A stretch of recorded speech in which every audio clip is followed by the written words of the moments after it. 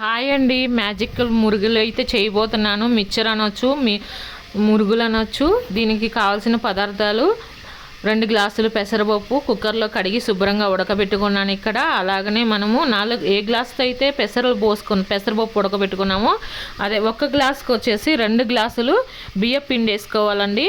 అలాగనే వాము, 10 పచ్చిమిరకాయలు, కొంచెము కొత్తిమీర, మీకు కావాలంటే కారానికి ఇంకా ఎక్కువ వేసుకోవచ్చు పచ్చిమిరకాయలు. అలాగనే మనం వీటిని మిక్సీలో అయితే రుబ్బుకున్నాం. వామ్ అయితే డైరెక్ట్గా వేస్తాను. ఇప్పుడు బియ్యం పిండి 4 గ్లాసులు అయితే వేసుకోబోతున్నాను. ఇప్పుడు వచ్చేసి 4 గ్లాసులు వేసుకున్నాక అసలు అయితే 4 గ్లాసులు అయిపోయింది. ఇప్పుడు వామ్ వేసుకున్నాము. అలాగనే రుబ్బిన మిశ్రమం మొత్తం కూడా ఇందులో వేసేసుకుంటున్నాను. పచ్చిమిరకాయ, కొత్తిమీర రుబ్బి పెట్టుకున్నాను కదా, అది ఇప్పుడు తగినంత సాల్ట్, టేస్ట్కి తగినంత. దీనిలో వాటర్ అయితే కొంచెం కూడా పట్టదండి, దాంతోనే సరిపోతుంది. అలాగే చక్రాల గిద్దలు తీసుకొని ప్లేట్ మీద అయితే నేను ఒత్తేసుకుంటున్నాను.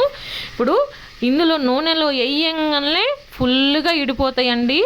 చాలా అంటే చాలా నోట్లు వేసుకుంటే కరిగిపోతాయి, అంత టేస్ట్గా ఉంటుంది. ఒక్కసారి ట్రై చేయండి ఫ్రెండ్స్. అలాగనే ఇప్పుడు చూడండి, వాటిని గోల్డ్ కలర్ వచ్చే వరకు వేపుకొని కూడా మనము తాలింపు పెట్టుకోవాలి. మీకు కావాలంటే తాలింపు పెట్టుకోవచ్చు, లేకపోతే లేదు. ఫుల్గా అయితే ఏగిని స్లోలో పెట్టుకొని వేపుకోవాలి. హైలో పెట్టుకుంటే లోపల ఉడకదనమాట. తాలింపు అయితే ఇప్పుడు వేసిన గుప్పెడు శనగిత్తనాలు, గుప్పెడు కరివేపాకు, గుప్పెడు వచ్చేసి శనగపప్పు వేస్తున్నాను. కొంచెం ఉప్పు, కారం వేస్తాను.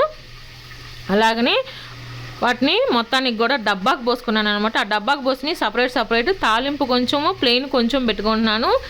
ఏది నచ్చిందో మీరు లైక్ చేయండి, షేర్ చేయండి ఫ్రెండ్స్. అలాగనే సబ్స్క్రైబ్ చేసుకోండి. Thank you.